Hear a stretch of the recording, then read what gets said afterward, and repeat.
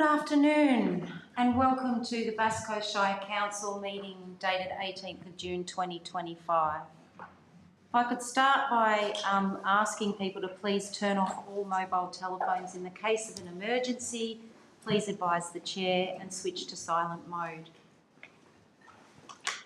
We acknowledge the Bunurong as the traditional owners and custodians of the lands and waters and pay respect to their elders past, present and emerging. I'd like to hand over to Councillor John Temby to read the Councillor's statement, please. All members of this Council pledge to the Bass Coast Shire community to consider every item listed on this agenda based on the individual merits of each item, without bias or prejudice, by maintaining an open mind and disregarding councillors' personal interests so as to avoid any conflict with our public duty. Any councillor having a conflict of interest in an item will make a proper prior disclosure to the meeting and will not participate in the debate or vote on the issue. Thank you, Councillor Temby. Item 1 on the agenda, present and apologies. We have everyone here today, so that's wonderful, all in the same room. Item 2, declarations of interest. I haven't any registered. Just councillors, anything you wish to register? No, we'll move to item 3, which is the confirmation of minutes of the council meeting held on the 21st of May 2025. Could I have a mover, please? Councillor Temby. A seconder? Councillor Morgan. All those in favour? That's carried unanimously. Thank you, councillors. Item 4 are the Mayor and Councillor reports. The Chair will request councillors forego speaking to their monthly report and they will be included in the council meeting minutes. So next on the agenda, item 5 is public question time. And question 1, I will read the questions and our CEO, Mr. Fox, will respond to them. Question 1 is from Susie Wicks and the topic special charge scheme. A petition now activates a special charge scheme through Council's ERDI policy. What process does Council use to confirm each signature is an authentic signature of a ratepayer in that street, thereby ensuring petitions are not being manipulated by members to reach the required 50% to activate a legislative process? Through the Mayor, Council officers verify the name and address of each landowner when an urban roads and drainage petition is received. It is important to note that the petition only starts the process and that landowners are asked to vote more formally once the design details and costings are finalised. Question 2, Ian Griffiths. Topic DAL. The DAL section, or the DAL section on Surf Beach says, the streetscape should be informal with soft edges and verges and minimal fencing. How is this in keeping with the Council's aggressive push to seal all the roads and putting gutters and footpaths against the wishes of the majority of the residents?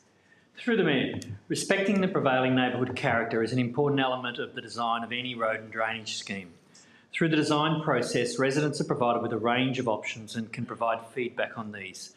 A balance between improving amenity and neighbourhood character is always considered.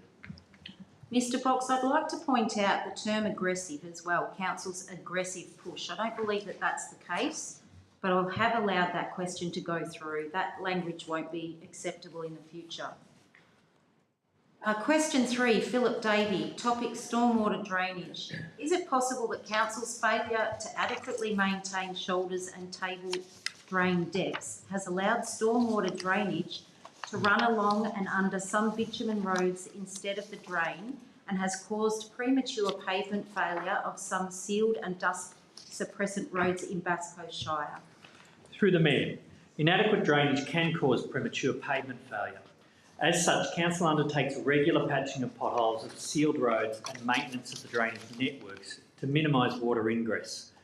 Unmade roads and inadequate stormwater drainage can create issues for our communities such as dust, mud, potholes, flooding, disconnected pedestrian networks and traffic safety concerns. The Urban Road and Drainage Improvement Policy is in place to address all of these issues. Question 4, Philip Davey. Topic IDM. At last month's council meeting regarding the special charge scheme construction standard, CEO Box stated council's IDM does apply for brownfield sites. What then is the design standard applicable to brownfield sites, bearing in mind Pioneer Bay cul-de-sacs do not allow a truck or large car to turn around? Through the Mayor, there is no single standard for the design of special charge schemes. Council officers prepare a range of options for consideration of landowners. These options seek to strike a balance between ensuring new infrastructure is fit for purpose and respects the character of the street, responds to local conditions including the width of road reserves, extent of drainage issues and existing vegetation. Question 5, Louise Lyle. Topic 2024 URDI policy. For those watching at home, that's the Urban Road and Drainage Policy. Is it council's intention with the divisive 2020 URDI policy to pit neighbour against neighbour with only 50% down from 70% required to start a special charge scheme? This scheme was implemented by councillors now voted out. Whose intent was it to penalise those with a different view to council? I'm not happy with the language in this question. Mr. Box, I'd like to withdraw that question. To say that council's policy is divisive is an incorrect statement, and I'm sorry. You want me to answer? Question 6, Ross Bencraft. Topic PQT responses. In recent meetings, questions have been asked requesting a response from a councillor or councillors. However, all responses come from CEO Box. Is there a rule preventing a councillor or laws from responding to public questions, and if not, why are they being answered by the CEO Box instead of those they were addressed to? Through the Mayor, under Council's Governance Rules 2022, the Chair can nominate a councillor or the CEO to answer a question. Since questions are mostly operational, the CEO is best placed to respond, and this is the standard approach Council has taken. Question 7, Amanda Knox. Topic, Special Charge Scheme. For the SCS on the esplanade between Sunderland Bay Road and Bateman Street, Council is contributing 70% plus of the project cost. Can other petitioned schemes expect an equally generous contribution from Bass Coast Shire Council towards their project, or will residents be expected to bear the majority of the cost of their project? Through the Mayor, as per the Local Government Act 1989, a benefit ratio statement is created for each project. This details Council's contribution, which varies based on direct property owner benefits and the broader community advantages. Question 8, David Clements. Topic, Stormwater Tappings. In the Council Declaration for the Esplanade Surf Beach, Council states the connection of illegal stormwater tappings into sewer pipes being reconnected to the stormwater system is a minor benefit to the community. Why does Council tell residents of Surf Beach that the risk is a major issue? Through the Mayor, the minor benefit to the community involves the broader impact of the proposed improvement works outside of the special charge scheme area for calculating a benefit ratio. Illegal stormwater connections to Western Port Water's sewage system cause overloading and risk sewage pump station overflows. Preventing these illegal connections and providing proper drainage will reduce sewer flows and pollution during rainfall events. Sorry. Question 9, Anne Clements. Topic, the Esplanade Surf Beach. In the Council Declaration for the Esplanade Surf Beach, Council said there will be environmental improvements downstream in Western Port Bay. How will Council attain this when this section of the Esplanade drains to Bass Strait, the opposite direction to Western Port Bay, where no pollution control measures are in place? Through the Mayor, the Esplanade Surf Beach potential upgrade project between Sunderland Bay Road and Batman Street will drain to the outfall at the southern end of Sunderland Bay, not Western Port. Unfortunately, there are issues with sewage system overflows downstream and illegal stormwater connections. When road and drainage schemes are undertaken, many of these illegal stormwater connections are removed and the downstream overflow risks are reduced. Question 10, Emily Clark. Topic, Seaview Crescent Surf Beach. Why has Bass Coast Shire Council accepted a petition for roadworks in Seaview Crescent Surf Beach that was instigated by a non-ratepayer and non-resident of that street? Through the Mayor, Council has not received a petition concerning a road and drainage upgrade project in Seaview Crescent. Question 11, Emily Clark. Topic, petitions. Can Bass Coast Shire Council confirm and assure all Bass Coast Shire Council ratepayers that petitions for individual street roadworks under the new BCSC road scheme policy can only be lawfully instigated by rate-paying owners of any nominated street submitting a petition for roadworks? Through the Mayor, Council officers check that the people who have initiated or signed a petition are property owners. While there is no law against anyone starting a petition, the head petitioner's information will be reviewed. Council will consider reprioritising and or redefining a road and drainage improvement project if there is significant support from the community. A minimum of 50% support from the affected property owners is required for the project to be reprioritised. This should be demonstrated through a petition signed by the affected property owners and submitted to Council for consideration. Question 12 and 13 relate to Hilton Chadwick Reserve. They will be given one response. Question 12 from Graham Jolly. Topic, Hilton Chadwick Reserve. What progress has Council made for the detailed designs that will be made public for the new sporting oval and dog off-leash park developments at the Hilton Chadwick Reserve in Cowes? Question 13 is from Joe Warrilow. Topic, traffic turning lane. Would Council please indicate when the detailed design for the new safety traffic turning lane into the Hilton Chadwick Reserve will be publicly available? Through the Mayor, Council is in the process of finalising the detailed design for the left turn lane into the future Phillip Island Recreation Reserve. Further design development and supporting strategies are proposed for the 25-26 budget. Once approved, the plans will be uploaded to the Engage Bass Coast website for public access. Question 14, Terry Parkin. Topic, speed signs. Council has taken action to change speed traffic signs in Wonthaggi, Cowes and a number of other townships. Who is paying for the materials and labour to remove existing signs and replace with new speed limit signs that reduce traffic speed? Through the Mayor, these speed zone changes are funded by Council. Question 15, Ernie Westergaard. Topic, car parking survey numbers. At the May 2025 Council meeting, car parking was an issue with councillors. Aldi, Coles and Woolworth supermarkets have car parking on the land they own. Does Council include car parking numbers in its survey numbers provided by these supermarkets? Through the Mayor, yes. Car parking surveys will generally include all available parking within the study area. Factors including ownership, restrictions and access to car parks are considered when confirming car park utilisation rates. Question 16, Mario Boffa. Topic, listing of all memberships, etc. In April 2025, I asked a question. It read as follows. Would Council please provide a listing of all memberships, subscriptions, memorandums and partnerships with costs to Council? Please provide details. Through the Mayor, this information will be provided on Council website within the next 3 months. Question 17, Bill Wilson. Topic, employee vacancy. Would Council please provide details of employee vacancy numbers across the categories of employment at the date of the 17th of June 2025? Through the Mayor, Council staff turnover has consistently been in the range of 15 to 18% over the last 4 financial years, and this is on par with the industry average. Vacancies are normally backfilled where possible to minimise any disruption to our services. Question 18, topic, advocacy listing 2025-26. The Council's advocacy project listing is highly important for grants funding from state and federal governments. Would Council please provide the advocacy project listing for the 25-26 year?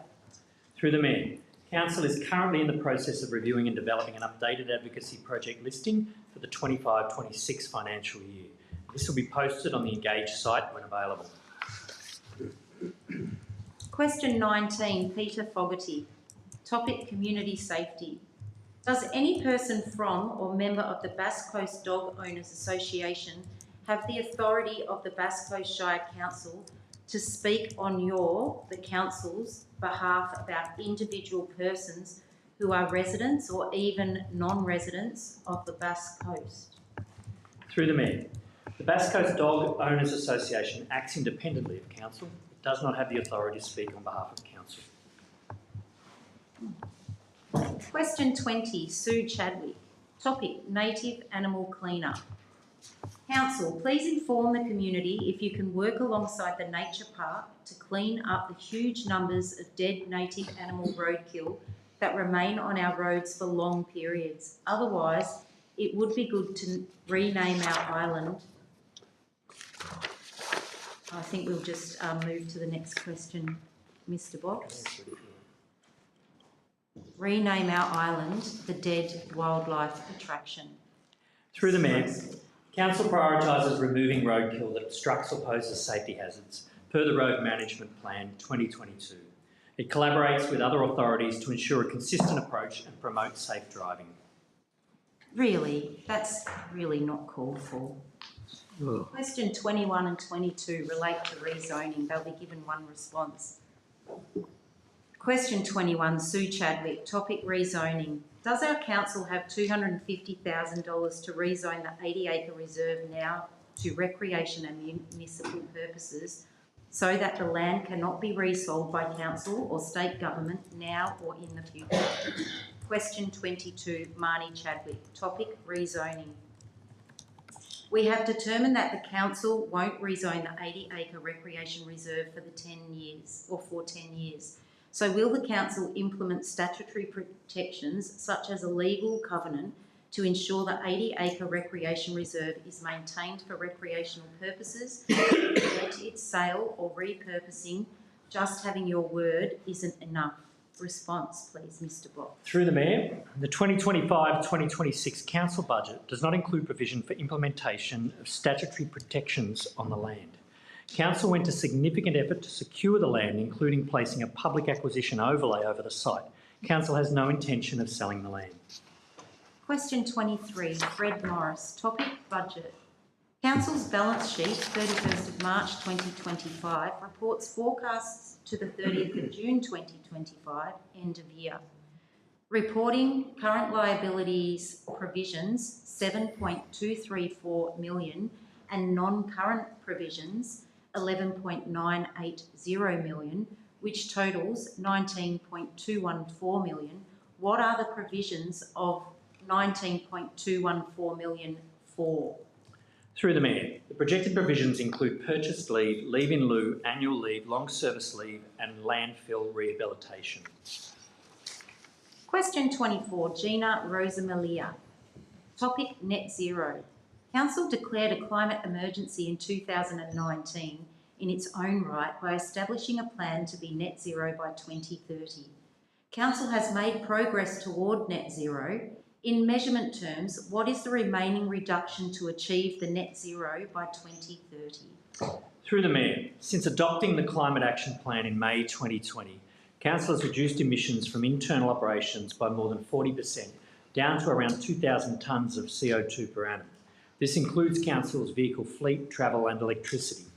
Emissions from the operation of Grantville landfill reduced by around 50% with the introduction of FOGO, that have since been relatively steady at around 10,000 tonnes of CO2 per annum. Thank you, Mr. Box. That's the end. And I did like to make the comment that I won't allow for unruly, nasty words to be put up in this council chamber. Referring to our beautiful island, no, please sit down, there's no questions from the council floor. I'm sorry, you'll have to take your seat. That's all right. Thank you.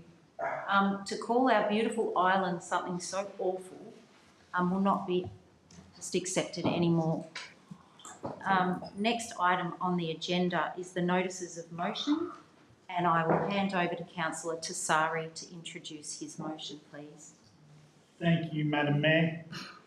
So there it is on the screen. Without talking to it, first of all, just to reiterate our concerns and objections detailed in the Council's resolution for the 21st of May Council meeting regarding the emergency service levy. Cheers, one. Thank you, Councillor Tassari. Do I have a seconder for the motion? Councillor Thompson, thank you. Councillor Tassari, would you like to introduce? Thank you, Madam Mayor. This is just again to reiterate our for want of a better word, disappointment that the state government's gone ahead and implemented, one, this levy, but also two, making the councils across the whole of the state to collect them. Knowing well that there will be an uproar, it will be, I've heard on multiple occasions that the ratepayers just won't pay the levy, which means then it'll be back on to local councils to implement a debt collection and to get the levy, which again clears the state's hands. They will be the first to take the fund out of the rates. We will then have to get the debt collection to get the extra funding. So the state know damn well how this is going to work. They know that by the time this happens, it'll be us, local council, that will be copying it, and they will be cleared. They will have their billions in their coffers to help bolster up their budget. And then by next year, this will be forgotten about, and it'll be just another thing that Bass Coast or councils statewide have been pushed into collecting. So I just want to, and it is a groundswell of local councils. I haven't spoken to one local council that agrees in collecting this. I was actually at the MAV when this went through.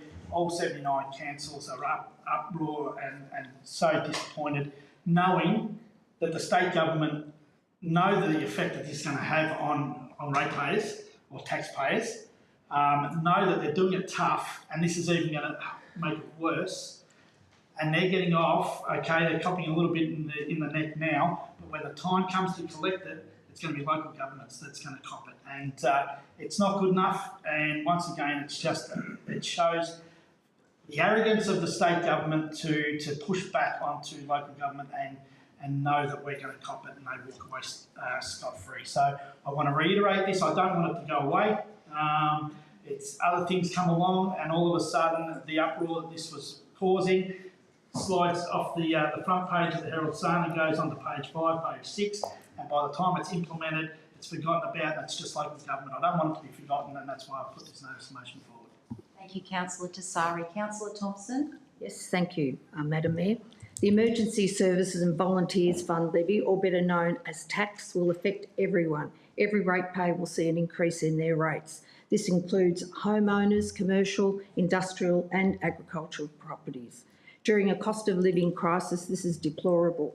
To assist our farmers, we will be reviewing the differential rate in the second half of this year as per legislation, and I would like to see a 70% in the differential rate in line with most councils.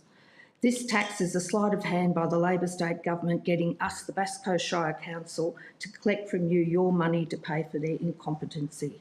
It's a tax by stealth. All those at state government level who pass this new tax should be ashamed. Please do not forget that Labor, the Greens, the Cannabis Party and the Animal Justice Party all approved and passed this new tax.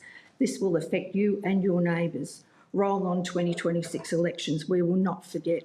This collective group are grabbing any money they can find off us. Yes, you and me, to fund the crisis that our state is in, which we all know is an absolute disaster. To have the audacity to make councils collect this tax is a coward's act. Two final things I say to this Victorian government. On behalf of all ratepayers, get your hands off our money, and on behalf of this council, go and do your own dirty work. Thank you, Madam Mayor. Thank you, Councillor Thompson. Does any other councillor wish to speak for or against the motion? Councillor O'Brien, I've got you there. Thank you, Madam Mayor. Look, I had a question that generally you shouldn't ask a question unless you know the answer, but I don't know the answer to this one. If a ratepayer is experiencing hardship, council has a provision to allow them to pay off their rates over a period of time. Will that apply in this instance? In other words, will the hardship provision also apply with this ESVF tax, or will the state government demand its money? Thank you, Whatever the Councillor outcome. O'Brien. You are looking at the correct officer. Officer Phil Malter. Thank you. Through you, Madam Mayor. Council's financial hardship policy applies to the entire rates bill, which includes the Emergency Services and Volunteers Fund levy. If a ratepayer is having difficulty in meeting that whole bill, they may apply for assistance and support if they can demonstrate financial hardship. But altogether, it doesn't apply only to the levy, it has to apply to the whole account that gets set out by council. Thank you. Thank you, Mr Philmolter. Another question, Just subsequent to that, but it will have to be paid. It will have to be paid, despite the hardship. Through you, Madam Mayor, Council's financial hardship policy generally allows Council to defer rates for a period of up to 2 years with no interest being charged. In significantly severe instances of hardship, an application may be made for a rates waiver under that policy. That has to be endorsed by Council and normally done at a closed Council meeting. Thank you, Mr Philmolter. Sorry, subsequent question, Madam Mayor. Thank you, Councillor O'Brien. And so for a person or a farmer experiencing hardship or a business, that after, say, 2 years, they will have then 2 years of this tax to be paid. There's no diminution of the tax. Councillor O'Brien, I think what Mr Philmolter is saying is that, yes, but council does, as a group, have the authority for it to come to a closed council meeting and we can make a decision based on what is being presented to council. So there are other options that allow for us as an elected group to make a decision on, but there's a bit of a process to go through. Would that be correct, Mr Philmolter? Through you, Madam Mayor, it would be a very exceptional cases where a rates waiver can be considered, and that would normally relate to issues such as domestic violence or a person going to prison or something like that, something of a really significant nature. There's a very, very high threshold before we apply the rates waiver support. The purpose of the policy is typically to alleviate temporary financial hardship that may exist due to loss of employment, significant medical conditions, etc. It does show the inequity in this tax. And if I could make a comment, just generally to the debate, yes. motion. I mean, I think it really shows just how tone deaf. In fact, perhaps the government isn't tone deaf by giving this tax to councils. That they know that this stinks, especially in regard to farmers, who many of them who make up the volunteers, that are protecting our communities. It's an astonishing, it's astonishingly unjust, and I think as Councillor Brett's motion said, that we will maintain the rate on this one. There's no question about it. Thank you, Councillor O'Brien. Councillor Bauer? Thank you, Madam Mayor, fellow councillors and ratepayers watching this meeting. Every one of us wants to second this motion. This is not a fund but a tax, a vicious tax imposed on the citizens of Victoria by a cash-strapped state government. I'm as mad as hell about this tax. This is cost and operational shifting at its underbelly worst. Though the protest focus is rightly on the rural sector, it's an attack on all Victorians. It's only a matter of time before the metropolitan community realises the whack they're going to get. Putting it into rural terms, owning a multi-acre property does not mean you're running a highly cash liquid business. Sucking this tax out of our struggling rural sector could in some cases bring them to the knees. By taking measures to help the rural sector means our rate department has to adjust all rateable properties to compensate for that. That is a burden I do not envy our officers. If the state government thinks this ESVF is such a winner, then put a moratorium on the levy and make next year's election a referendum on this levy. Thank you, Madam. Thank you, Councillor Bauer. Any other councillors wish to speak? All right, I might just jump in here if I can for a quick one. Thank you, Councillor Tassari, for putting this up, and it is absolutely critical that we continue to keep this out there for our community to understand, because currently we are paying around $10 million in emergency services levy that's already on the rates. This new levy is going to see up to 15 million now taken out of our, and when we think about that, you think about the impact that has on our local economy, our local businesses. That extra 5 million is being taken out of our community where it may have been spent at the local bakery or the local restaurant or the local sporting facility, and families are no longer going to be able to afford it because they have to pay back the state debt, which is currently sitting at something like $189 billion and is due to be up to around the 200 billion not far away. This has got nothing to do with emergency services as they are smoke and mirrors planning. This is all to do with them filling a massive black hole that they have been digging for the last 10 years to all go to Melbourne. It's all the big Melbourne projects that have blown out of budget. They have no way of being able to plug up the hole. They've got nothing left to sell. It was all sold last time we were in heap of debt.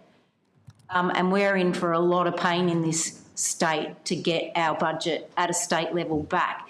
And this is why this levy is being introduced.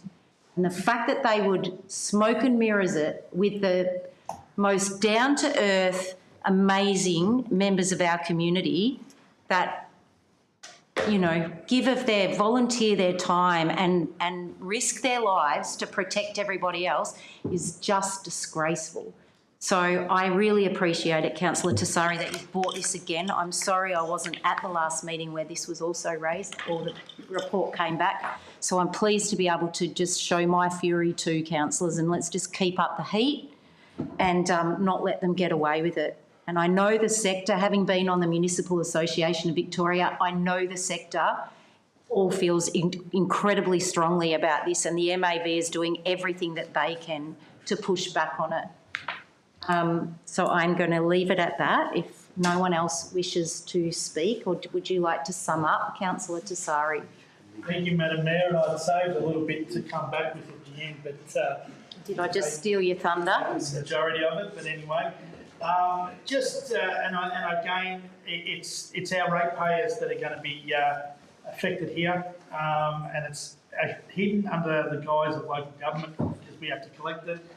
So, and I know they've stepped back for the farmers for this year, and so, but the farmers in Bass Coast are more than double what they would have to pay anywhere else in the whole of the state because of the land values and such in Bass Coast. So they've stepped it back this year and more than likely will again next year because it's an election year, but it'll come straight back in and it will be the farmers that will be copping it from that point. So this is just as the Mayor has just mentioned, it's a cash grab. It's to get a quick fix to bolster up their budget that's in a lot of trouble at the moment, and cowardly, it's the rates, it's the local government that have to do the collection, and I will be singing, and I know Councillor Edwards and other councillors have done a lot of work so far to make sure that this is known, that this is not good enough, and I'll certainly be doing my bit as well, Madam Mayor, if I can put it to the vote. Thank you, Councillor Tessari. All those in favour of the motion?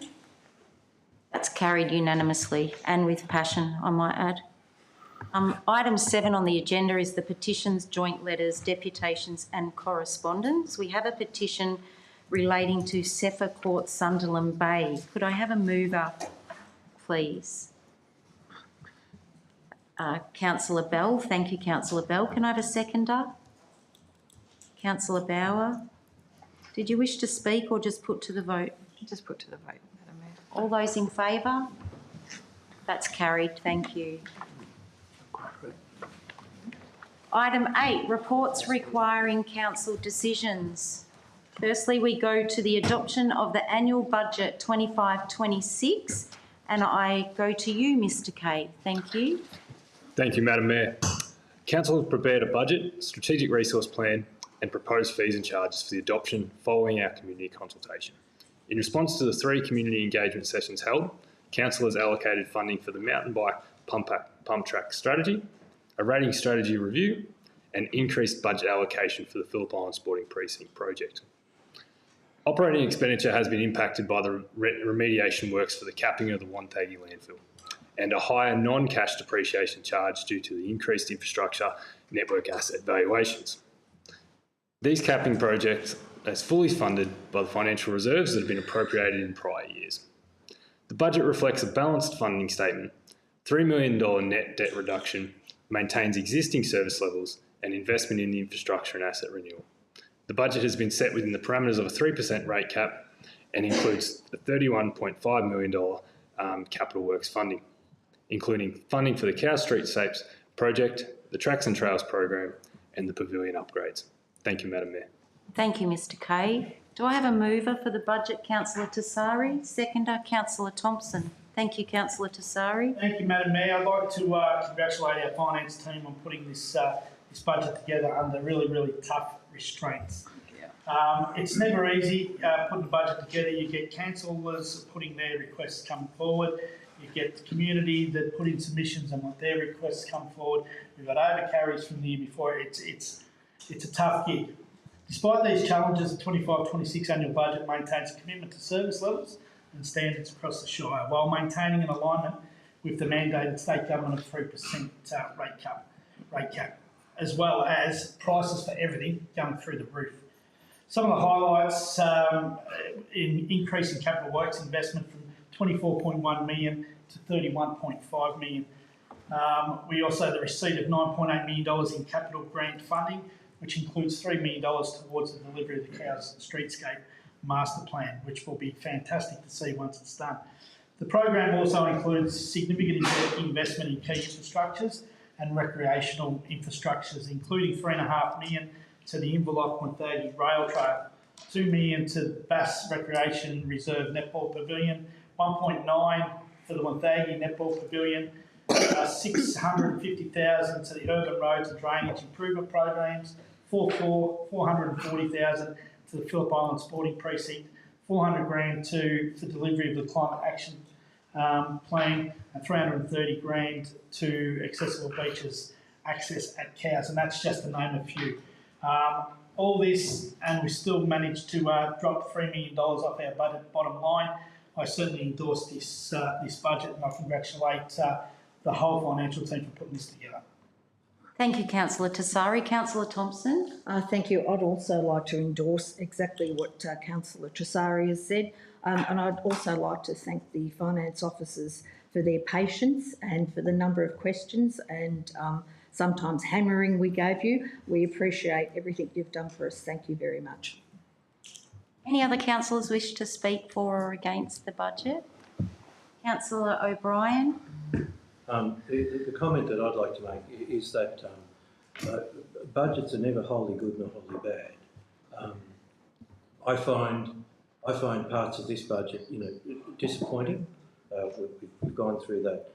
I think that it's disappointing that we still have just an 80% farm differential, and partly my misunderstanding of the way that the budget process works.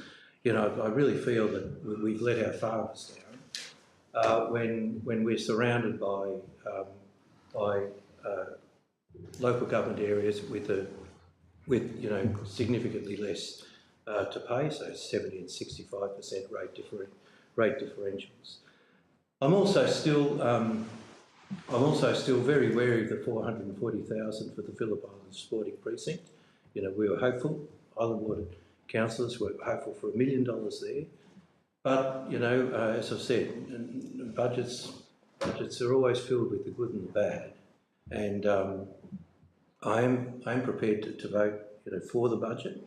But I think that we do have to do quite a bit of work over the next 12 months to get council officers and council, aligned on where we see the priorities and on where we see funding directed. That's the only comment I'd like to make. Thank you, Councillor O'Brien. Councillor Temby. Thank you, Madam Mayor. I'd like to build on Councillor O'Brien's comments, but also to point out that residents' priorities, in accordance with the surveys that have been done over recent years in Bass Coast Shire Council, clearly indicate that protecting the natural environment is their highest priority. We're putting, and I'm not necessarily saying this is where it should be cut, but we're putting over $4 million into sports, but nothing into environment. I think that some rebalance is required. Thank you. Thank you, Councillor Temby. Any other councillors? Councillor Bauer. Thank you, Madam Mayor, fellow councillors and ratepayers watching this meeting. Madam Mayor, can you hear it? Can you hear it? Oh, here it comes. Yeah. The ghosts of the last council. This budget is based on last council's 4-year plan, which effectively has become a 5-year plan. I can hear the non-elected councillors from the last council saying, we don't even need to be there. They're doing our plan anyway. We needed to get a 4-year plan done by March so that this budget reflects our wish list and not that of the last council. From the report, the adjusted underlying position deficit 10 million. This is impacted by a significant operational expenditure on landfill rehabilitation, a significant increase in depreciation charges, and a lower property rates growth. As I said last year, we need to cut the cloth according to our means. There are items in this budget that need closer scrutiny. The climate change actions, Inverloch to Wonthaggi Trail, 3.5 million. The Cows Streetscape, 3 million. It was my understanding that we received 8 million from the federal government for the Cows Streetscape Plan Phase 1. I did note that we had to tip in an additional 3 million. That 3 million could have been better spent on the Cows Recreation Reserve, which only has received a paltry $440,000, for $1,000. Originally, that project had a monetary allocation of only $250,000. It is only because of Councillor O'Brien and myself having yelled from the rafters that we received a total doubling. I still say that the Cows Recreation Reserve should have at least $1 million per year allocated to it. As stated in the report, Council has an operation expenditure 86.9 million. You cannot tell me that we couldn't find $1 million worth of saving that could have been allocated to the Cows Recreation Reserve. Item 10 authorises the Chief Executive Officer to demand payment of and recover rates and charges as declared in the 2026 budget. I do not see why we need to recover the state's ESVL. Let's call it what it is, a tax. They want the money, they collect it. I strongly oppose this measure. We have just passed a motion to denounce the ESVL, and in the very next sentence, we're authorising the CEO to collect this vicious tax.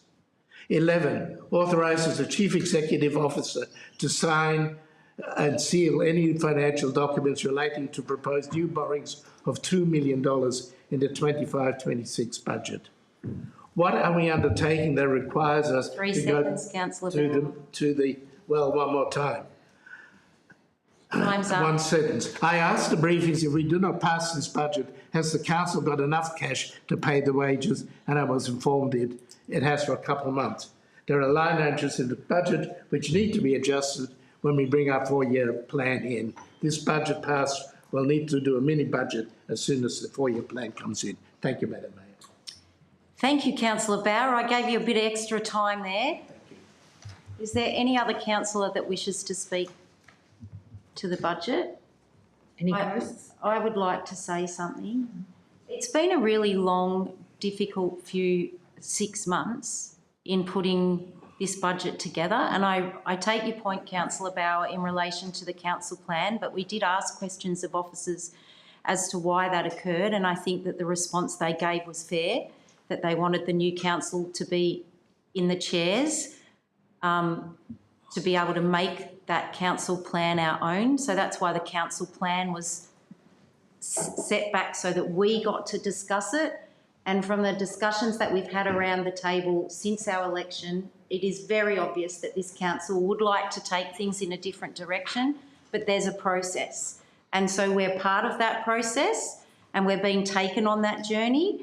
So I would very much recommend that when we're going through that council plan and that long-term financial plan, that Councillor Bowie, you work hard to lobby your colleagues and get those items that you're talking about in the long-term financial plan. I would argue, you know, there's this wording that's been bantered around that this isn't our budget, it's the previous council's budget. We've got our fingerprints all over this budget. We managed to increase the funding to the Cows Recreation Reserve, which was within our means. A little bit that was left over, and we had conversations about it, and the councillors around the table decided, yes, let's go with the Recreation Reserve because it's really needed. But we don't have infinite buckets of money. So we gave the Cows Recreation Reserve as much money as we could this budget.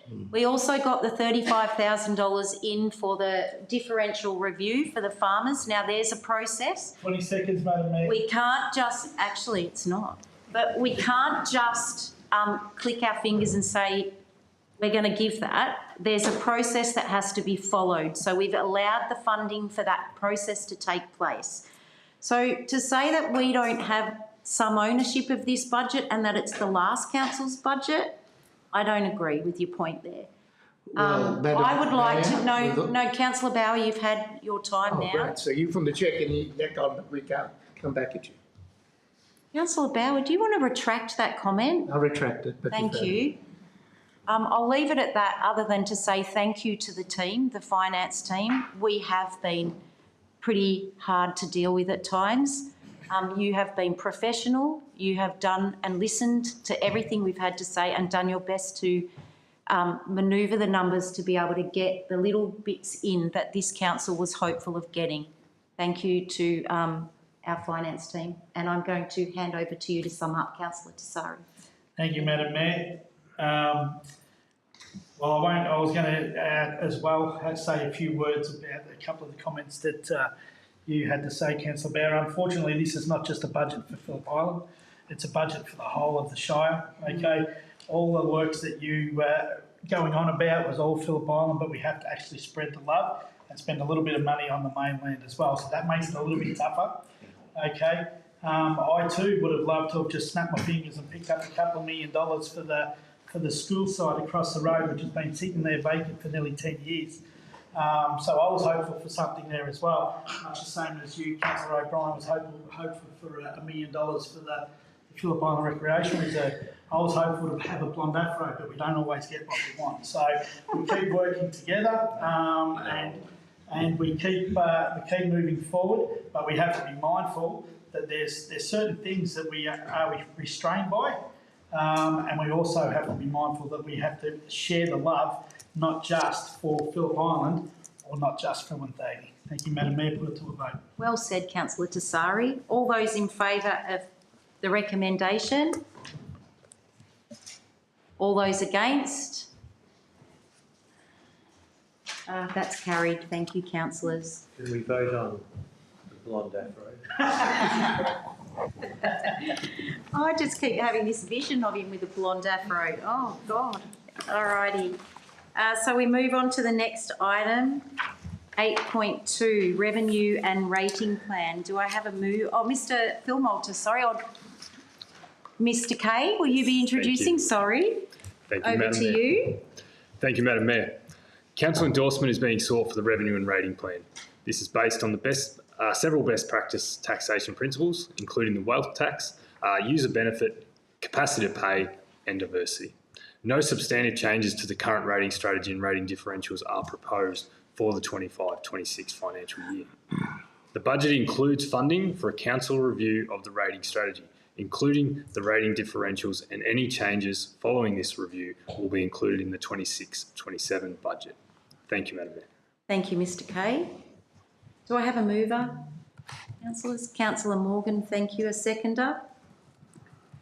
Councillor Bell, thank you. Councillor Morgan?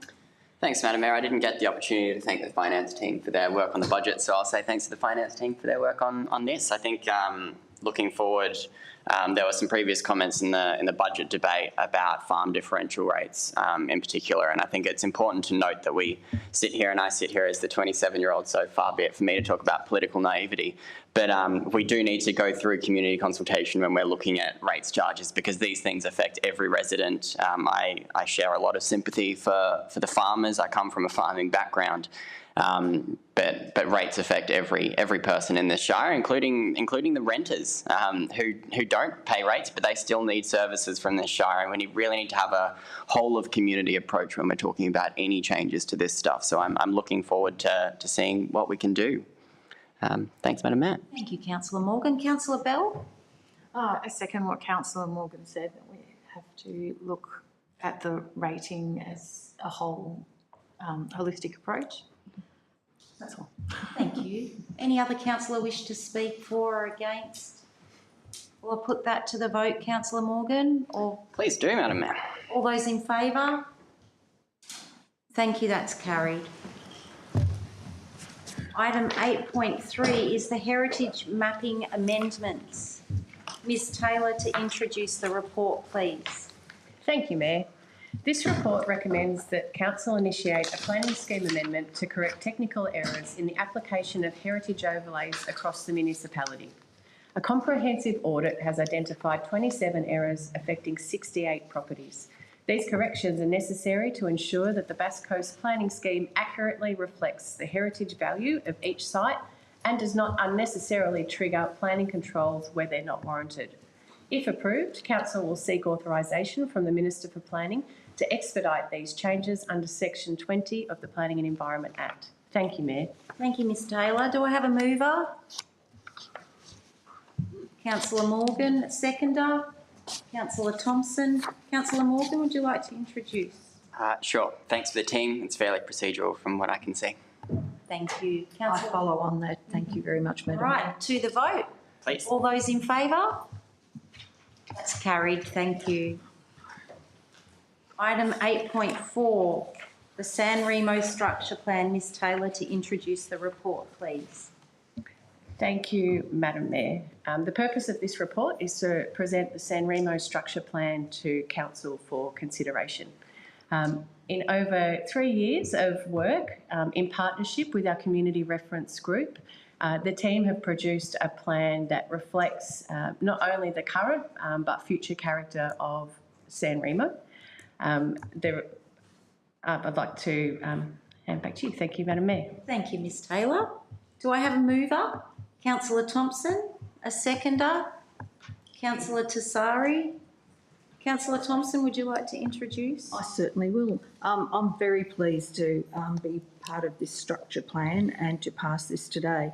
A lot of work and time has gone into this, around 3 years, to make this plan. In the future, I hope we as a council address some more of the parking issues, which we've been discussing recently, and much needed community structures such as a community centre.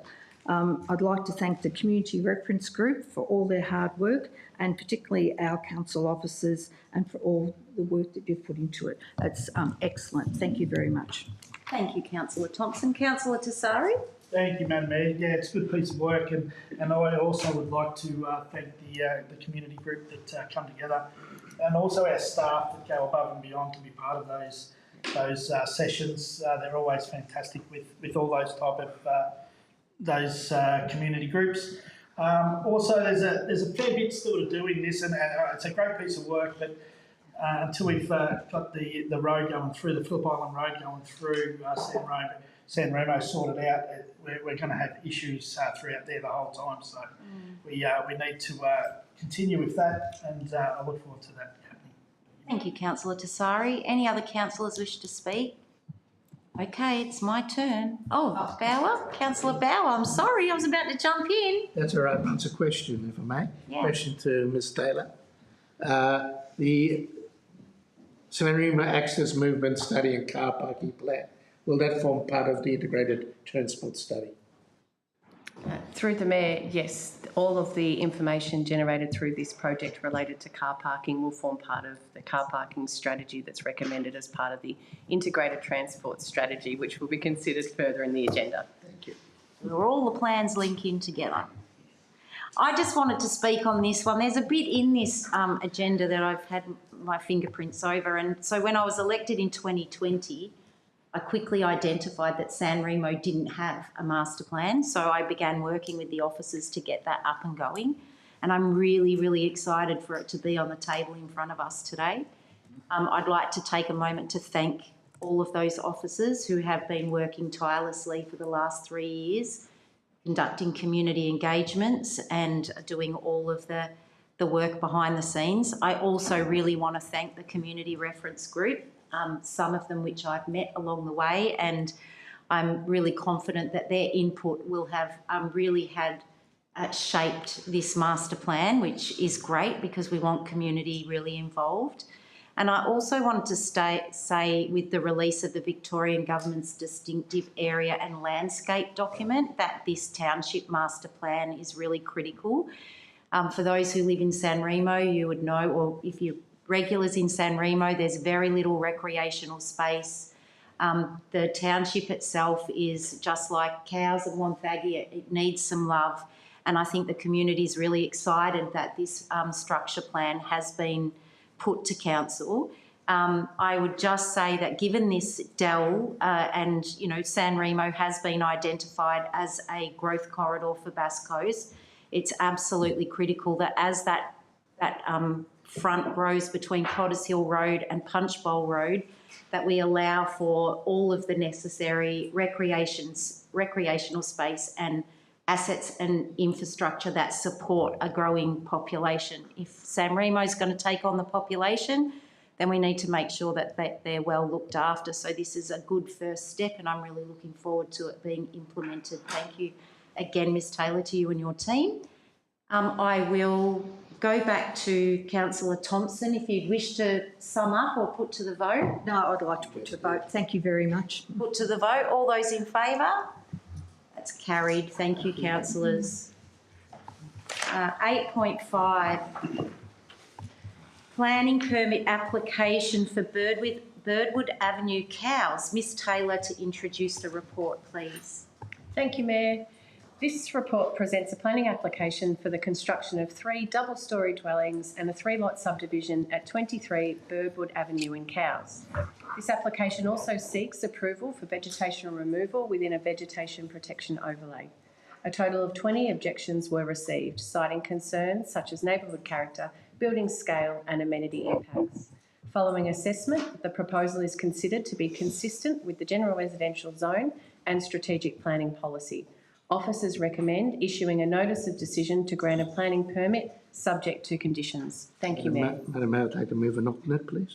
Thank you, Ms Taylor. Councillor Bauer, you'd like to move an amendment? No, an alternate. An alternate? All right, what's your alternate, Councillor Bauer, without speaking to it?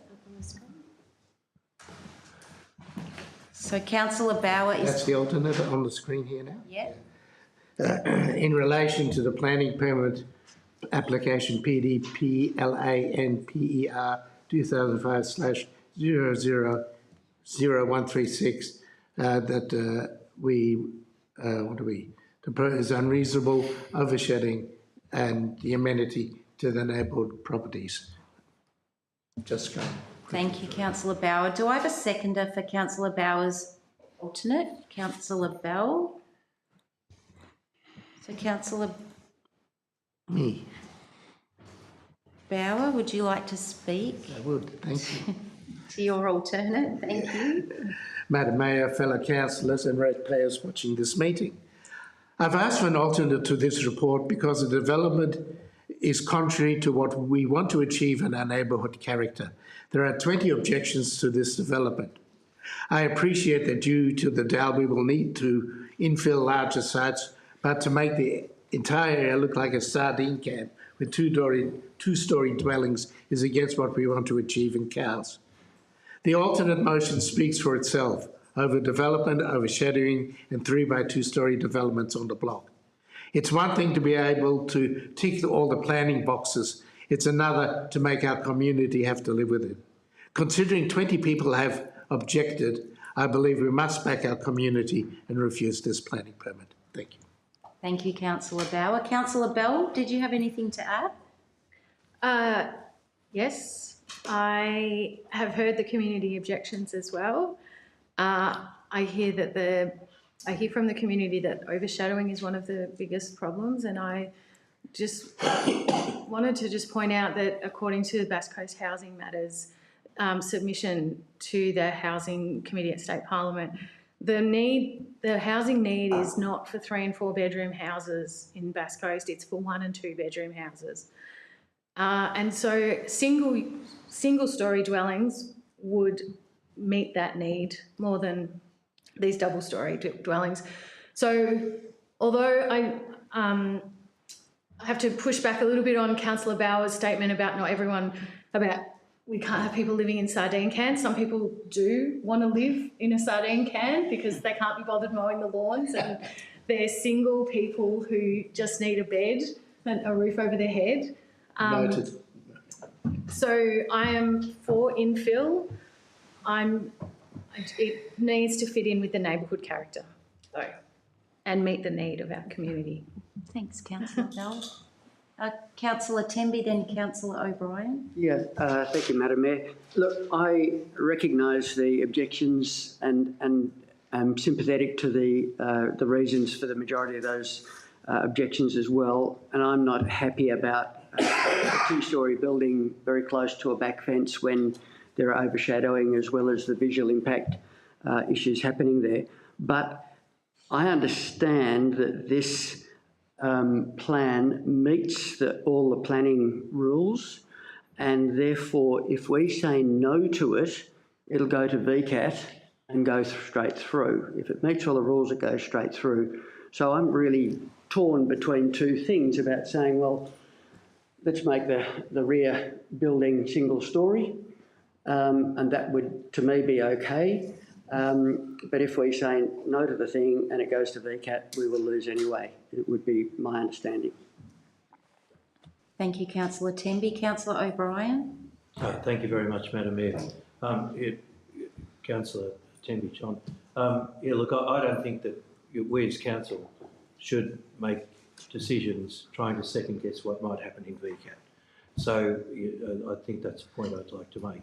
The other thing is that there is a clear conflict here with what's proposed with the neighbourhood character. Now, in the officer's report, it cites that this block is somewhat in keeping with the neighbourhood character, and quotes Jenner Avenue on page 54. You'll find that there's an aerial shot. Jenner Avenue, of course, is a mess of roofs. It's and it's 3 streets away. This block, Birdwood Avenue, its character is the older style beachside cottage. Jenner Avenue bears no relation to it at all, and to use Jenner Avenue as a as well, it's broadly in keeping with the neighbourhood character, is in fact incorrect. And so I agree with the locals that this is out of whack with what's there, that they're entitled to retain their neighbourhood character, that house, that there could be 2 houses, it could be a dual occupancy block, but having jamming in 3 double-storey units there will completely alter. Well, it'll stick out like a sore thumb, and to me that's not what the way that the planning rules should work. We should be able to protect places that have a specific character. People should be able to expect, that they won't have 2-storey buildings sort of virtually hanging into their backyard and hanging across their side fences. So I'm opposed to this. I think the residents are absolutely right in objecting to this. Thank you, Councillor O'Brien. Councillor Thompson. Where do I start?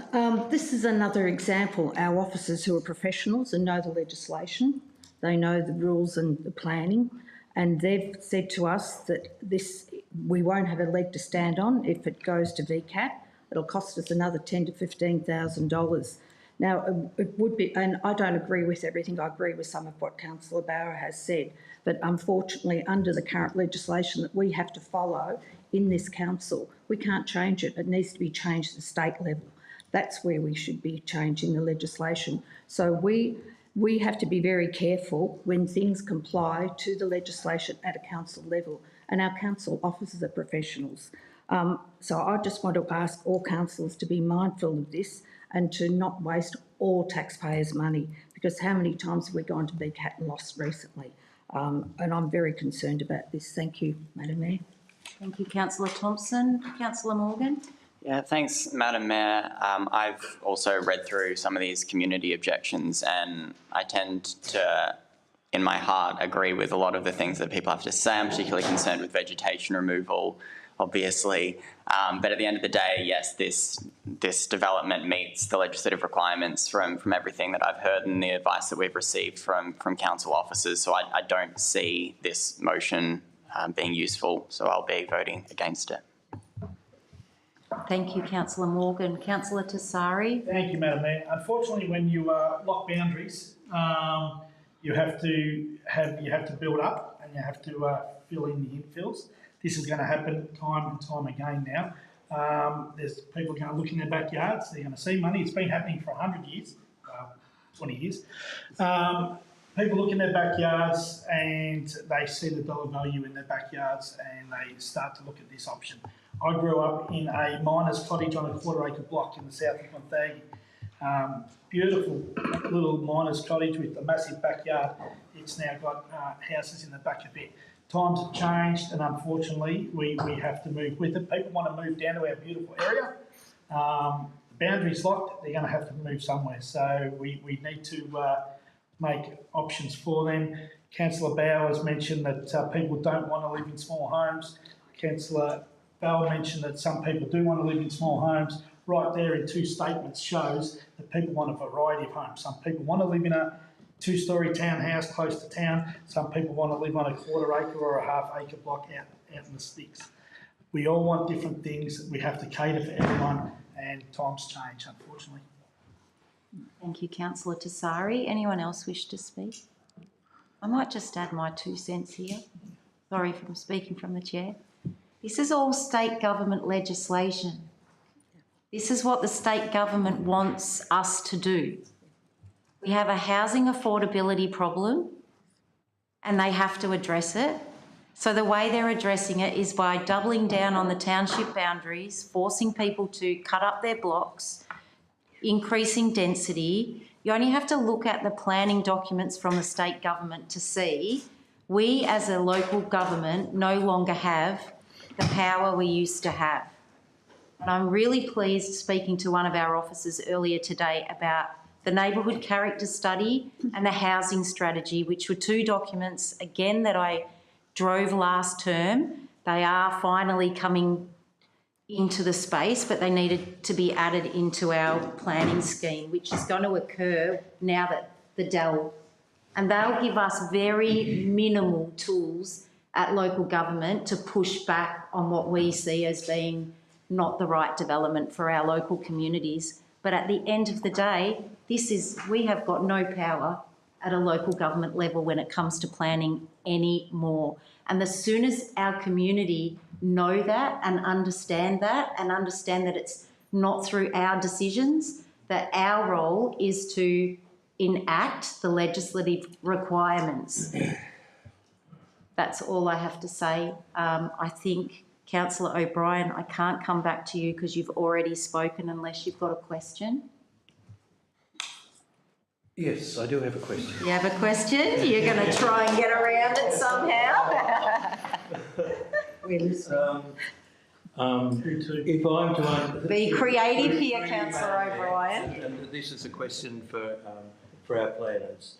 If I'm to understand it, if this goes to VCAT, there is a compulsory mediation that takes place prior to the VCAT hearing. I've been involved in some things with VCAT before, and always there has been a mediation. Ms. Taylor?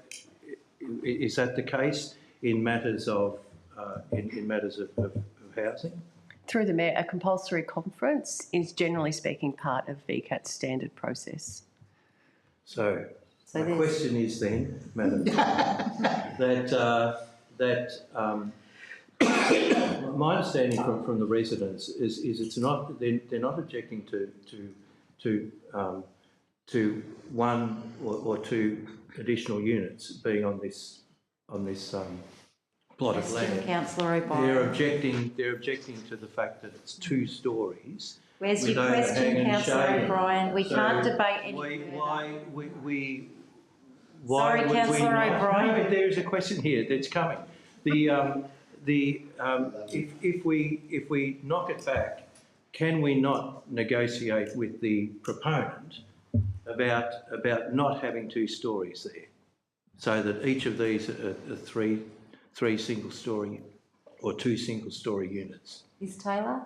Through the Mayor, that ultimately depends on what Council resolves today. If Council resolves to refuse the application, then the position we will take forward to the VCAT hearing is one of refusal.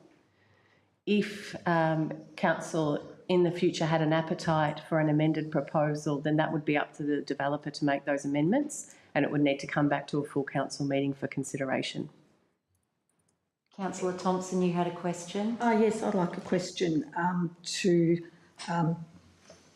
Ms Taylor.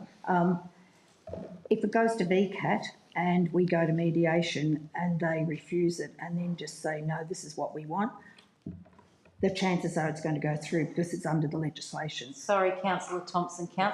Sorry. Ms Taylor can't answer that question. She can't preempt a VCAT decision. Thank you. Is there any other questions? Yes, another question. How much does it cost us to go to VCAT, please, Ms Taylor? Point of order. We can ask that question. Thank you, Ms Taylor. Through the Mayor, for an application of this scale, it would ultimately depend on the extent to which Council used expert witnesses and advocates to support their case. My estimate would be anywhere between $5,000 and $15,000, including the officer time on the process. Thank you, Ms Taylor. I'm going to put this to the vote now. No, you're not. You're going to let me speak. I move the motion. Sorry, Councillor Bauer, would you like to take the chair? No, but as the mover of the motion, I'm allowed to have a final word. So, Councillor Bauer, you can correct me. Yes, you're welcome to sum up. Thank you. Point of order. Yeah, go ahead. Fellow councillors, look at it like this. You've got an area which is built in a single-storey dwellings throughout the whole thing. All of a sudden, you've got these 3 two-storey dwellings. Councillor Bauer, direct your conversation to the councillors, not to the gallery, please. I wasn't. It was to the councillors. Okay. I didn't say fellow there. So the situation is that you've got these 3 two-storey buildings. I think that Councillor Temby hit the nail on the head, where maybe 2-storey and 1 smaller one is the way to go. It's not the infill that is the problem here. It's the massive height and overbearing of the structures. And I would like councillors, please, not be deterred from what we do in VCAT, because we're there so often anyway, but look at the situation and support the residents of the area. Thank you. Thank you, Councillor Bauer. I'm now going to put that to the vote. All those in favour, and we're voting on the motion that's on the screen, the alternate. So all those in favour of the alternate motion? All those against? That's lost. Sorry, Councillor Bauer. We go back now to the original recommendation. Do I have a mover, please? Thank you, Councillor Morgan. A seconder? Councillor Tassari. Would you like to speak, Councillor Morgan? I would, Madam Mayor, and I think it's a pretty good demonstration that Councillor Tassari and I have moved and seconded this motion, because what we're doing here is operating within the legislation. Time after time, we're going to be looking at planning applications that come up through genuine community opinion and thoughts and feelings, which I have and we all have. At the end of the day, when we are assessing planning applications, we have to follow the legislation. And we can't be just moving motions and making a change based on each individual planning application. The only way that we're going to change this at a local council level is by planning scheme amendments. And if you're not willing to sit down and do the work to make planning scheme amendments, this is all superfluous. And it's fine and well to be the hero of a council meeting, but at the end of the day, this doesn't help the very community members who have lodged objections. So I'm very happy to move this. Actually, I'm not happy to move this. Personally, I don't like this either, but it follows all of the legislative requirements and we don't have a leg to stand on under the law. And we're not sitting in Spring Street, we're sitting in a local council chamber in Wonthaggi. So I'm going to move that this passes. Thank you, Councillor Morgan. Councillor Tassari. Councillor Morgan, thank you, Madam Mayor, I couldn't agree more. You speak fantastic. I could sit there and listen to you all day. I don't know what I was doing when I was 27, but it wasn't this. So congratulations on the way you present yourself and your want for the community for a better future. So well done. I couldn't agree more. I can't add any more apart from the fact that, again, this will come up time and time again. We've locked boundaries. We've locked them right across the whole of the Shire. People are going to want to continue to move down here because we live in the best place in the world. So we're going to start putting extra dwellings on the bigger blocks. And as long as it ticks off with legislation, we're going to find ourselves in this position multiple times every month. So support what Councillor Morgan had to say. Thank you, Councillor Tassari. Anything further, councillors? Councillor Thompson. I totally agree with both of you. Thank you very much. I just want to point out that we're forgetting one lot of people, and that's a lot of single home owners and a lot of people who are retiring. They want smaller abodes. I want to move from a 3-4 bedroom home to a single bedroom home, but I can't because there's nothing in my area. So I applaud this and thank you very much. Thank you, Councillor Thompson. Councillor Bauer. Yes, thank you, Madam Mayor. In response to Councillor Thompson's comment there, these are 2-storey dwellings with many bedrooms, not single bedrooms. Councillor Bauer. Anyone else wish to speak? Alrighty, we might go to the vote. Councillor Morgan? Yes, let's put to a vote. All those in favour of the recommendation? Those against? That's carried. Thank you. Item 8.6, Links Street intent to declare a special charge scheme. Ms Taylor to introduce, please.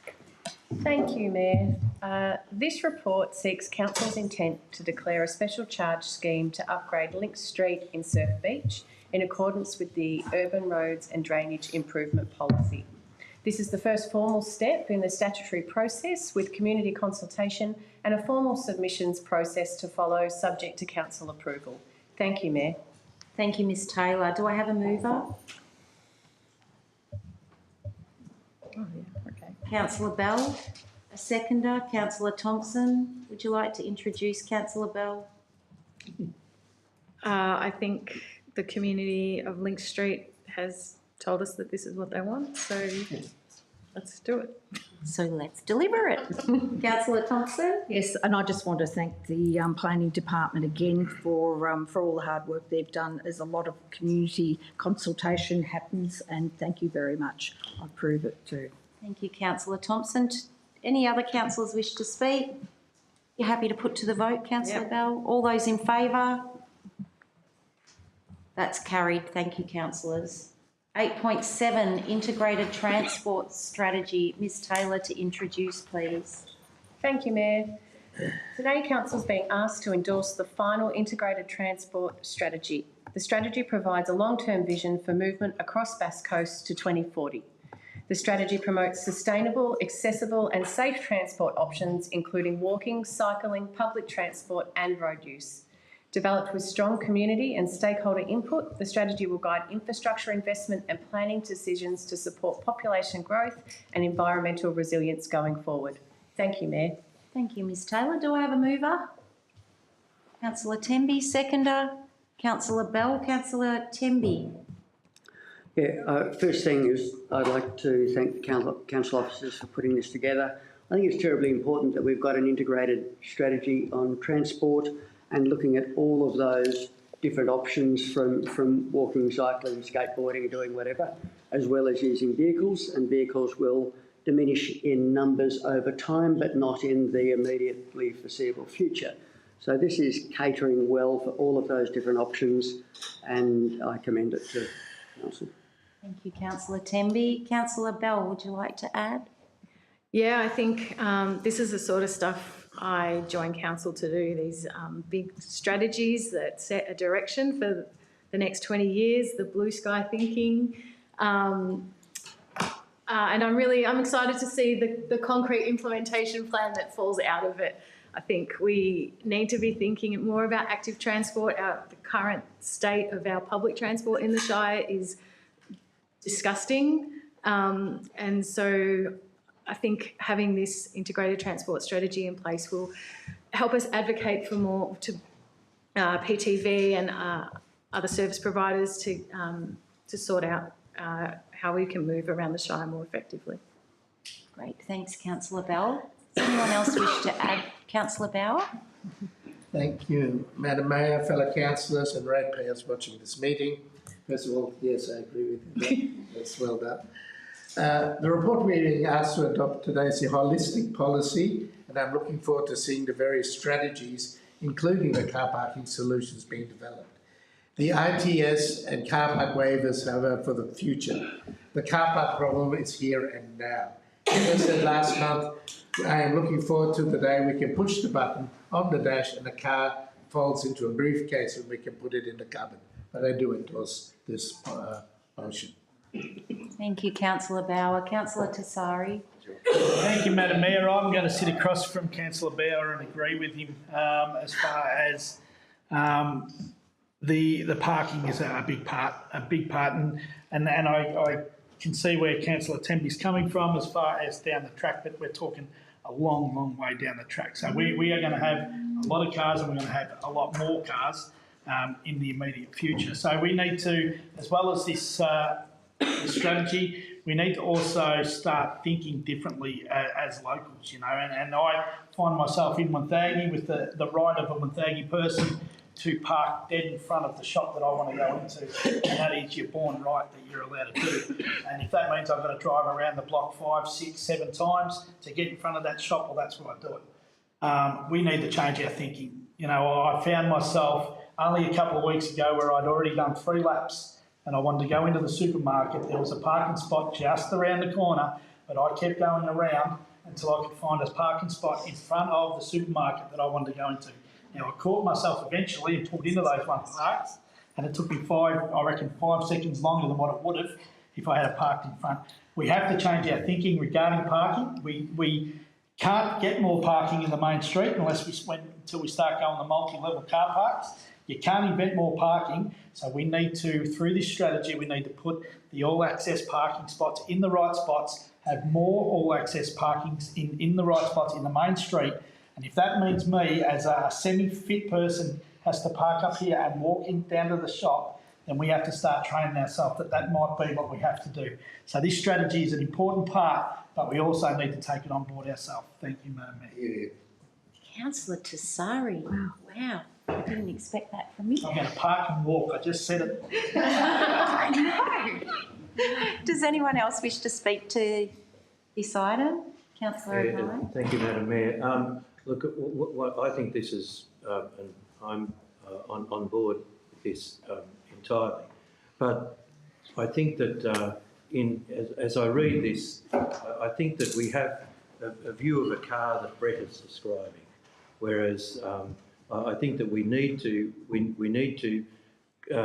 begin creating access to town centres for vehicles that don't qualify as a car. China, Paris are full of all these tiny little vehicles which we can't register here under Australian design rules, but we can. They can be used if there's access for them, and so what the use of cars will continue to grow unless we provide these different ways of accessing the town centres. And that means using part of the roads. It means taking part of the roads away from cars so that people in these, and we followed that chap down to the coffee shop in his little covered gopher. But those sorts of vehicles, you know, you can buy them, you know, that will go 30, 40, 50 kilometres an hour, slightly larger, with more features and fully enclosed. But that's the kind of future that we're looking at. And we need to start building or creating the infrastructure on the existing infrastructure to allow for those people to safely get in and out of our town centres. So it's not just more electric vehicles, it's different vehicle types as well. We really need to be looking at, and we need to do some really thorough research around it. This coastal tourism community is an ideal place to start getting this idea embedded, because people can drive down in their cars and then use something else for getting around. And conclude as well. Thank you, Councillor O'Brien. Was there anything further councillors wish to add? I just wanted to congratulate the officers on this piece of work, but also I'd like to take away the focus a little bit from the car parking and talk about the absolute critical need for improved public transport in Bass Coast. Our buses are pathetic, absolutely pathetic. We have V-line buses that operate 2 hours apart, that don't arrive at the right times for connecting trains and other connecting buses. I know in the Waterline it's been a huge problem for a very long time, where people from the Waterline want to go and do some shopping, but the buses coming back, they're standing around waiting for hours. So out of this document, I really hope that Council will have it high on the agenda to really strongly advocate, as we see increased population coming into Bass Coast, for more public transport, more buses to be able to drive more people to their destinations, but make it a system that's workable. Because right now, the system that we have in buses is not workable. So people are getting in their cars because it's easier for them to get from point A to point B. I'd really like to see public transport right up there as a priority, and using this strategy to drive for the funding to improve our public transport. Yeah. Question, if I may? Yes, Councillor Bell. To, I think it'll be Officer Taylor then. The ferry from Cowes to Stony Point, that's PT? Mm-hmm. Public Transport Victoria. Can you use your mic on it? No. Through the Mayor, I'd have to take that question on notice. I had a question there. Second part, does the ferry timetable match the train timetable from Stony Point? Through the Mayor again, I'd have to take that question on notice. I can answer those questions if you like. Councillor Edwards. Yeah, it's a question actually. Does council have a policy of using public transport wherever possible to go to meetings in Melbourne if need be, or to do meetings online wherever possible, or to go to Phillip Island or Cowes rather than using their own or council cars? I can answer that for you, Councillor Edwards. No. And the reason we don't is that, as I just said, the public transport system is ridiculous. I can actually, I use the public transport quite a bit, and I do find it works quite well for me from Melbourne to here. So I'll say first-hand experience that I use public transport wherever I can now as it is, and I actually find it quite good. Yes, there can be some improvements, but I would say we're not utilising it as best we could. And secondly, do we do carpooling? Is there a policy on carpooling? And I know that, Ms. Councillor has an answer for me, sorry. I'm just not conscious that we're not walking the talk just yet. Through the Mayor, through a range of different policies, including our Climate Change Action Plan, we do have a range of, not necessarily requirements, but encouragement for officers to use sustainable transport methods, to carpool, to consider their use of online meetings, etc. The integrated transport strategy actually takes this work further. There's a number of actions that actually call for council and council staff to be leaders in this space, taking on board exactly what you've mentioned around, if you can attend, should you online, are we carpooling, all of those things are actually included as actions within the document. Thank you.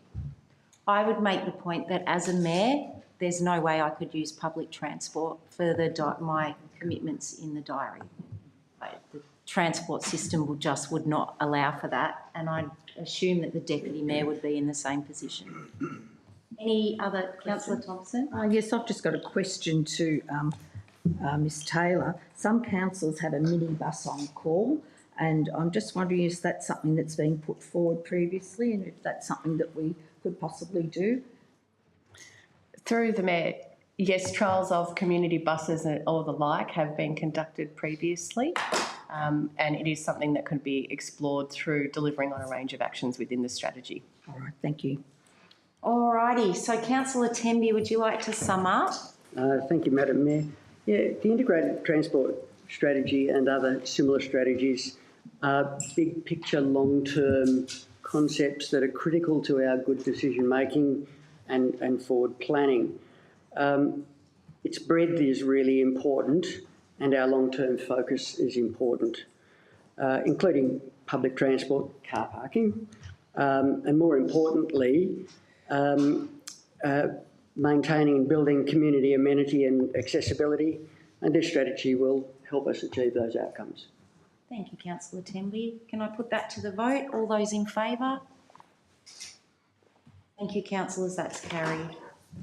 Item 8.8, Mountain Bike BMX Pump Implementation Plan. Ms Taylor to introduce the report, please. Thank you, Mayor. The purpose of this report is to present Council with the Mountain Bike, BMX and Pump Track Implementation Plan for consideration. The plan outlines priorities for the development of cycling and wheeled sports infrastructure across the Shire and identifies the sites and investment stages to support active recreation, community wellbeing and tourism. The strategy was informed with strong community feedback and aims to deliver facilities for riders of all ages and all skill levels. Thank you, Mayor. Thank you, Ms Taylor. Do I have a mover? Councillor Bell, sorry. Councillor Bell, and a seconder? Councillor Thompson. Councillor Bell, would you like to introduce? Yeah, this is a really exciting strategy. Thank you to the council officers for putting it together, and a huge thank you to the community group, West Coast Mountain Bike Association in particular, for all the hard work that they've all put their heads together and come up with this strategy. Yeah, it's really exciting. Thank you, Councillor Bell. Councillor Thompson? Took the words out of my mouth, Councillor Bell. This is an exciting plan, and the reference group have done a brilliant job, amazing job, and I look forward to watching young and old enjoying these jumps and having lots of fun. The detail is outstanding, and I'd like to thank you, Madam Mayor, for your work on this, because I know you were involved in the introduction, done an outstanding job, and thank you very much, and I second this motion. Thank you. Thank you, Councillor Thompson. Does any other councillor? Councillor Morgan? Thanks, Madam Mayor. Just quickly, yes, I wholeheartedly endorse this, what are we calling it? An implementation plan. Yeah. I'm just excited to see the mountain bike jumps, really. This is a great thing for young people, especially across Bass Coast. I think it's been canvassed pretty widely that there's not enough for young people to do. There is a lot of conversation happening around youth crime and antisocial behaviour. This is what we need. If I could just send a quick message to the state government when it comes to youth justice, stop building prisons and build us some bike jumps. Yeah. Thanks very much. Yes. Councillor Morgan. Any other councillors wish to speak? Councillor Bauer. Thank you, Madam Mayor. I yield my 3 minutes to you because I know you're going to speak. No, I won't speak on this one. Really? No, I've said all I need to say on the mountain bike. I'm excited for it to be there. That's enough. Councillor I'll just quickly then, if you're not going to, Madam Mayor, say well done to you, because you did fight really hard for this a long time ago. It's taken a long time to get here. It's a collective effort. I acknowledge that, and the staff have done a wonderful job, and the community have really been involved in this. But well done to yourself for driving this at the start. Thank you, councillors. It is exciting. So I might go back to Councillor Bell for summing up, unless there's anything further. Are you happy to sum up or put to the vote? Just put it to the vote. All right, all those in favour? That's carried. Thank you, councillors. 8.9, Bass Coast Shire Council Property Strategy 2025 to 2029. Ms Taylor, you are featuring highly. Over to you. Thank you, Mayor. This report presents an updated property strategy for 2025 to 2029. The strategy sets a framework for the effective and sustainable management of our property portfolio. It outlines how assets will be acquired, maintained, optimised or divested to ensure that they meet community needs and our financial sustainability goals. It provides a clear action plan to guide decisions over the next 4 years. Thank you, Mayor. Thank you, Ms Taylor. Do I have a mover? Councillor Tassari, a seconder. Councillor Temby. Councillor Tassari. Thank you, Madam Mayor. Just I'd like to say a good piece of work put together again by staff who have been working very, very hard to get all these strategies and such together. Well done. This is a good one, and will certainly help guide us in the future. Thank you, Madam Mayor. Thank you, Councillor Tassari. Councillor Temby. Thank you, Madam Mayor. Yeah, look, I would just I'd support what Councillor Tassari said, and also say that, you know, it'd be nice if this actually went, instead of 2025 to 29, that it become a rolling plan, and so that we've got a longer term ongoing position, rather than finding ourselves selling off an asset that we find a few years later we want to have. So the longer term the plan is, the more likely we are to make those good long-term decisions. But, yep, very supportive of it, and thanks for the good work in putting it together. Thanks, Councillor Temby. Any other councillor wish to speak? Councillor Tassari to the Put it to a vote, Madam Mayor. All those in favour? That's carried. Thank you, councillors. 8.10, New Year's Eve celebration review. My goodness, are we almost there? Over to you again, Ms Taylor.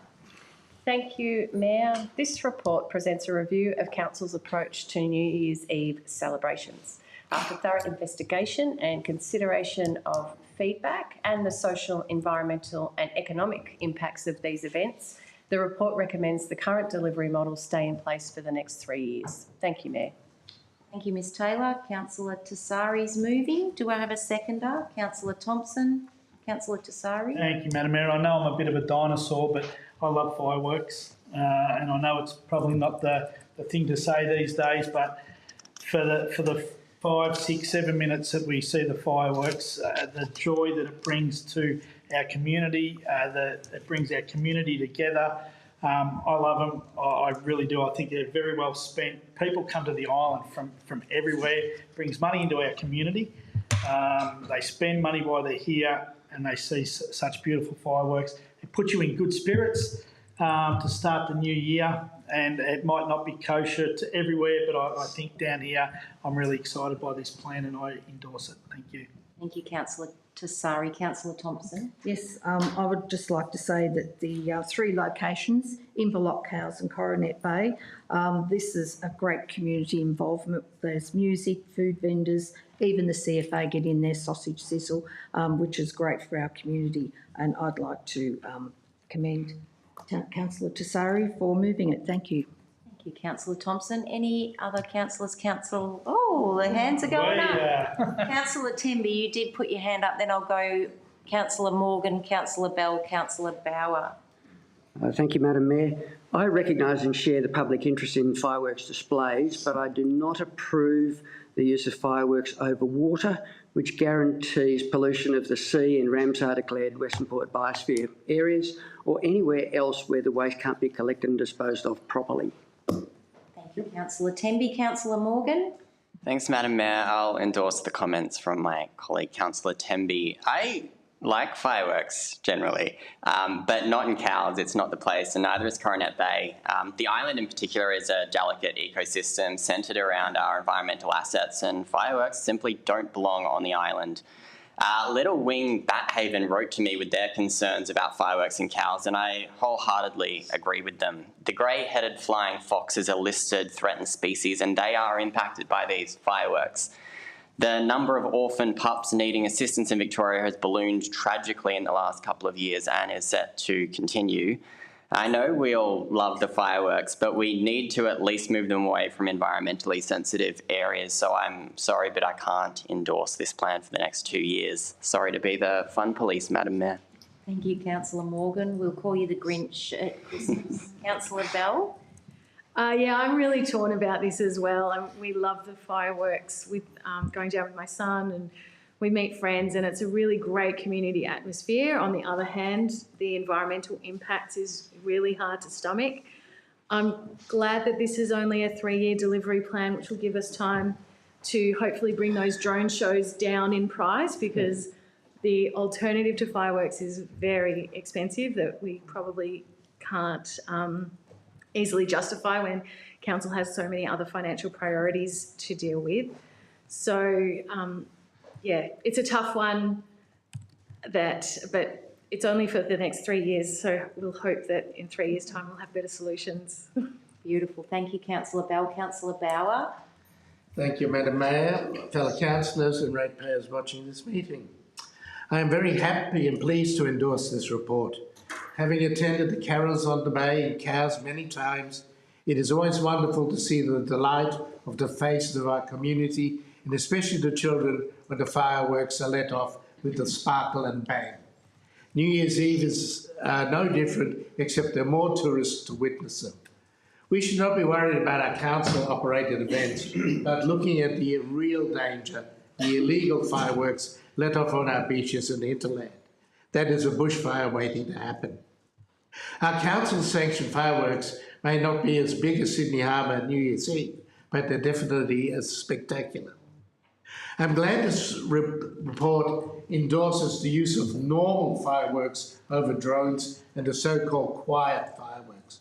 Having a fireworks display without sparkles and bang is like having sex without... Councillor Bauer, You know what it is.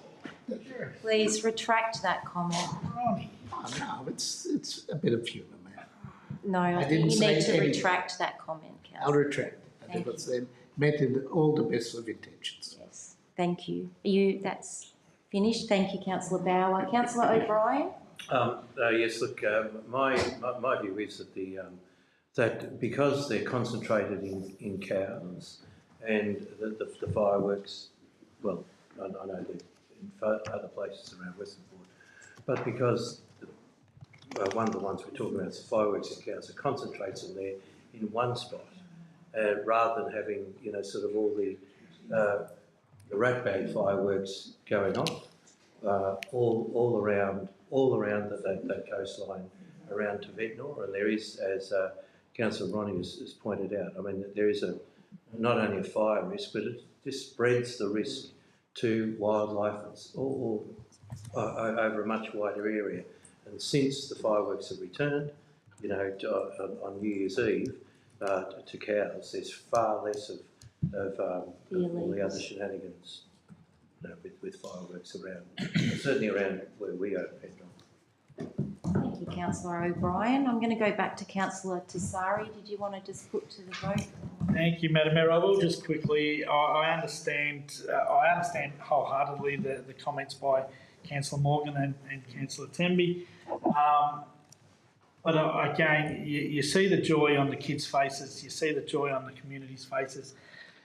We've got that many issues going on in the world at the moment that for 5 to 7 minutes of joy and forget the problems that are going on out there, I think it's what we are here as councillors to endorse, and I put it to a vote. Thank you, Councillor Tessari. All those in favour? All those against? That's carried. Thank you, councillors. Item 8.11, Public Art Framework 2025 to 2035. Ms Kennedy to introduce the report. Thank you, Mayor. The purpose of this report is to seek council adoption of the Public Art Framework 2025 to 2035, including endorsement of the proposed budget management approach. The Public Art Framework ensures the commissioning of public art continues to provide the best possible outcomes across the municipality that are strategically aligned with council's community vision, council plan and arts and culture strategy. The new framework will replace the Public Art Sites and Themes Action Plan 2014 to 2024. The framework will guide the annual implementation of public art funding for the next 10 years. It will be developed to strategically guide the biannual funding allocation to Council's signature public art commissioning program. And in addition, best practice guidelines for all public art projects have been developed. Council completed extensive consultation in the development of the Public Art Framework. Thank you, Mayor. Thank you, Ms Kennedy. Do I have a mover? Thank you, Councillor Tessari. A seconder, Councillor Edwards. Thank you, Madam Mayor. This is a good piece of work. I fully agree with the biannual public art reserve taking from 50 to 100. Sitting on these committees previously, trying to find the best art with 50 grand isn't always the greatest result. And to have it biannually and 100 grand, I think the quality of the works and the artists coming forward to be part of it, I think will increase, and I'm really looking forward to this being endorsed. Thank you, Councillor Tessari. Councillor Edwards. Thank you. As Chair of the Arts and Culture Committee, I'd like to commend David Burrows, the main officer leading this team, and he's an amazing person and amazing leader of the Arts and Culture Group, and arts is for everybody. I'd also like to commend that this is actually not a change significantly to the budget, because instead of $50,000 per annum, it's $100,000 every 2 years. A great strategy to get more bang for buck out of this, and then CPI increase after that. The Arts and Culture Committee are made up of an amazing group of people in our community, and I look forward to bringing their stories further to Council. Thank you. Thanks, Councillor Edwards. Councillor Morgan and then Councillor Temby. Thanks, Madam Mayor. Sorry, I feel like I am the villain of this meeting, and I will vote in support of this reluctantly. I'll never vote against public art funding, but I do want to note, as Councillor Edwards already pointed out, that this isn't an increase in arts funding. The public art funding has in fact not increased for over a decade, nor was it indexed until it gets adopted today. Moving it from $50,000 a year to $100,000 every 2 years is not an increase, and there's actually been a real term reduction for the last 10 years. So I'm glad to see that we're finally indexing it to CPI going forwards, but in future budget discussions, I'd like to remind everybody here that rocks up to art events, thank you, Madam Mayor, that we supporting the arts is not just rocking up to those events, it's funding the thing, and this is not an increase. Thank you, Councillor Morgan. Councillor Temby. Yeah, I think this is a really good thing to do. Public art has a massive positive impact on community involvement and community health. This approach to budgeting is going to make it much more feasible to look at public art contributions. And I think the long-term planning that's involved in this as a 10-year plan is an excellent way to go. So, yeah, full support. Thank you, Councillor Temby. Does any other councillor wish to add anything further?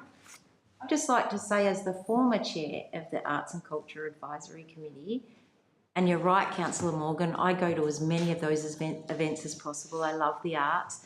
But I just wanted to mention the launch of Yawa in Burnaneet, and encourage councillors and the broader community to go along and have a look at that piece of art. It is absolutely breathtakingly beautiful. And the one thing that I really loved about it was it brought community together in a space where they all got to contribute to that piece of art.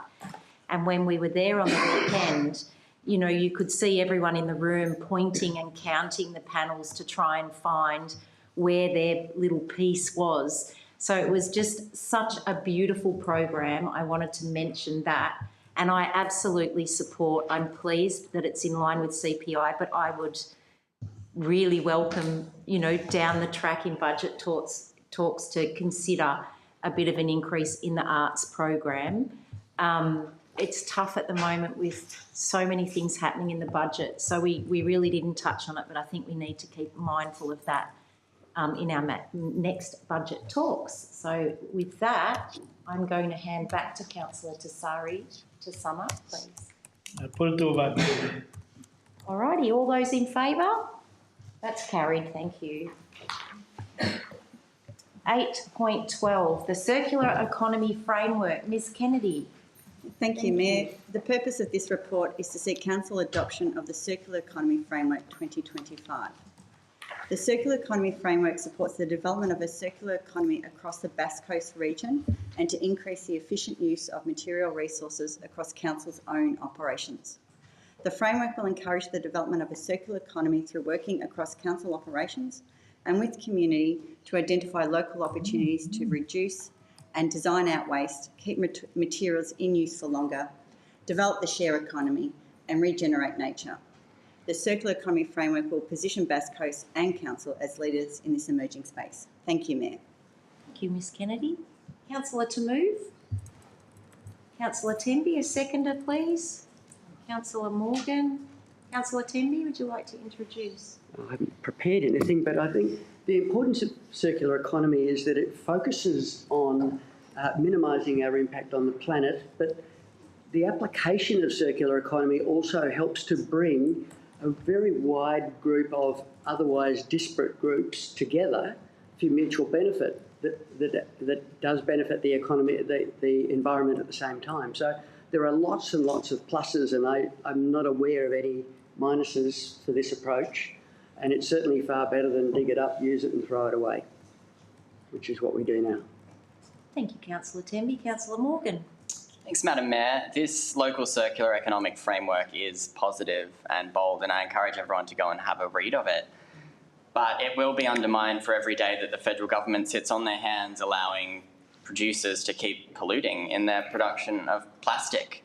So, Minister Watt, you've just approved the largest gas project in the country. You've already failed on climate. So what are you going to do about the shearwater birds with stomachs so full of plastic that they crunch?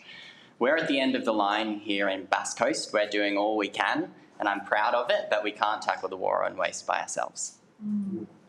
Thanks, Councillor Morgan. Any other councillors wish to add? Councillor Thompson. I wholeheartedly support this framework and look forward to expanding and applying various applications to recycle.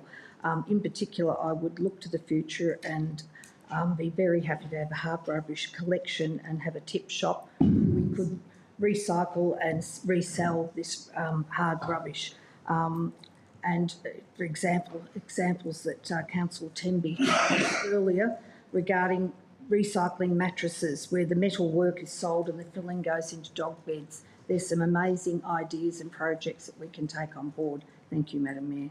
Thank you, Councillor Thompson. Any other councillor wish to speak? Councillor Tenby, would you like to put to the vote or sum up? After a very brief comment, I think first thing, it's thank you to the council officers who put this together and who put together the regional summit on circular economy that was held a week or two ago, which was absolutely brilliant and showed us what some of those options look like, the very, very positive outcomes look like. I think, it would have been great if the whole of Australia focused on this sort of thing many years ago, but let's take the lead and see what we can do with it, and I put it to the vote. Well done. Thanks, Councillor Tenby. All those in favour? That's carried. Thank you, councillors. Item 8.13, Governance Rules 2025 and Election Period Policy Review. Mr.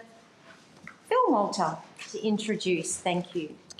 Thank you, Madam Mayor. The purpose of this report is to present the draft Governance Rules 2025, including the election period policy, to Council for endorsement for community consultation. The draft governance rules will be open for public consultation up until 17 July 2025, and a report considering public feedback will be presented to Council at the August meeting. Thank you, Madam Mayor. Thank you, Mr. Phil Malta. Do I have a mover? Councillor Tassari, second to Councillor O'Brien. Councillor Tassari, if you Thank you, Madam Mayor. I'm happy to endorse this. It's a good piece of work. There's some changes in the governance rules which I think are desperately needed, and I look forward to going out to the community and seeing what their thoughts on it are. Thank you, Councillor Tassari. Councillor O'Brien. Just to come in behind Councillor Tassari. Look, I think that consultation with the community it's tough. It's I think that we've seen what is it called here? The Question time. the deliberative engagement. See, we're on the same wavelength here. It's such a tautology, but there we are. But yes, I think that we've seen. I think that any of us who have been to those sorts of meetings have seen both the positives and negatives of that kind of approach. And I think that thinking about how we engage with the community and how we actually get to the people of need, whether it be a sporting club or whether it be people suffering sort of with financial need, all of those sorts of things are really yes, it's really important that we do them. So yes, I just endorse it. I think it's a wave through, isn't it? Thank you, Councillor O'Brien. Does any other councillor wish to speak to the governance rules? Put that to the vote. Councillor Tassari, all those in favour? That's carried. Thank you, councillors. Item 8.14, internal dispute resolution procedure. Mr Phil Malter, please. Thank you, Madam Mayor. The purpose of this report is to present the new internal dispute resolution procedure to Council for adoption. This is a new procedure that is required by Section 140 of the Local Government Act 2020 and Clause 12A of the Local Government Governance and Integrity Regulations. This is required to be adopted by 1 July 2025. Thank you, Madam Mayor. Thank you, Mr Phil Malter. Do I have a mover? Councillor Tassari and Councillor Bauer. Councillor Tassari. Thank you, Madam Mayor. Once again, good piece of work. It's procedural. It needs to be done by the cut-off point, and happy to endorse it, Madam Mayor. Thank you, Councillor Bauer. Thank you, Madam Mayor. I just hope we never have to use it. Thank you, Councillor Good Bauer. call. Any other councillors wish to comment? Put to the vote, Councillor Tassari. All those in favour? That's carried. Thank you. Item 8.15, appointments to council committees and external committees. Mr Phil Malter, please. Thank you, Madam Mayor. The purpose of this report is to appoint the Deputy Mayor, Councillor Brett Tassari, as Council's representative on the One Gippsland Committee. Thank you, Madam Mayor. Thank you, Mr Phil Malter. Do we have a mover? Thank you, Councillor Thompson. Seconded, Councillor Tassari. Procedural, Councillor Thompson? It is procedural, but I do like to add one thing. I'm so pleased to see the Mayor lighten her load. Thank you. Thank you, Councillor Thompson. Councillor Tassari? And I'm so happy to see the Deputy Mayor take on that. I'd like to make one comment. I think that given you that Councillor Tassari is the delegate for peri-urban and is now the delegate for One Gippsland, there's a lot of crossover between the two. So I do think it will be beneficial to have the same delegate on the two different committees. And I thank Councillor Tassari for taking that one off my workload. So are you happy to put that to the vote? Can I? Oh, sorry, Councillor Edwards. Thank you. While I'm happy to vote for this, I just want to make note that during our discussions of members for committees, we did have somebody who raised their interest in being an alternate. So while I'm happy for that for this to go ahead, and it's also not a requirement that it be the Mayor or Deputy Mayor for One Gippsland. On other councils, there are other councillors who play that role. In our case, we, I think, universally said it should be the role of the Mayor, who goes to One Gippsland being such an important group, and that it crosses all of Gippsland to meet with the other mayors of what in practice is most often, but not always, the mayors of other Gippsland councils. But I'm happy to vote for it, but I just want to raise that there was an alternate as in a substitute that we did nominate at the time of discussions about committees for this one. Thank you. Okay. Thank you. Thank you, Councillor Edwards. I have a question, if Yes, councillor Bauer? I don't do, probably to Mr. Feldman, I suppose. Has it ever been a situation where there's been a conflict of interest between the two groups? We having the same representative for that. I'm not sure Mr Phil Malter would know that, but councillor Tassari could probably... Not that I can recall, but I don't know that it has a bearing on what we're voting on here either. So, councillor Thompson, are you happy to put to the vote? Yes, please. Thank you, Madam All Mayor. those in favour? Thank you, councillors, that's carried. 8.16, Local Government Election VEC Report. Mr Phil Malter, please. Thank you, Madam Mayor. The purpose of this report is for Council to note the attached Victorian Electoral Council report on the Bass Coast Shire Council 2024 local government elections. Thank you, Madam Mayor. Thank you, Mr Phil Malter. Do we have a mover? Councillor Tassari, you might as well just leave your hand up there, Councillor. That's right. There's a Councillor tactic. Thompson, would you like to introduce? Thank you, Madam Mayor. There is a tactic because I talk less than a lot of the others. And this is purely procedural. Thank you, councillor Tassari. Councillor Thompson? I agree, it's procedural. Thank you. Okay. Councillor Morgan wishes to speak. I would, Madam Mayor, just quickly on the VEC report, I have had a read, and I'd just like to add a quick comment about snail mail only elections. There are fairly substantial issues with having mail only elections. It severely disadvantages young people and renters because if you are not registered to your address, which often happens if you're in housing insecurity, you're going to miss your chance to vote. And it actually results in young people missing out and being underrepresented in the voter turnout in local government elections. It's a very simple problem to resolve. Postal ballots, very important for accessibility, but they, as they are in other levels of government, can be applied for so everyone can have a vote. But actually rocking up, getting your democracy sausage is pretty important, and I would love to see it implemented in a local government level.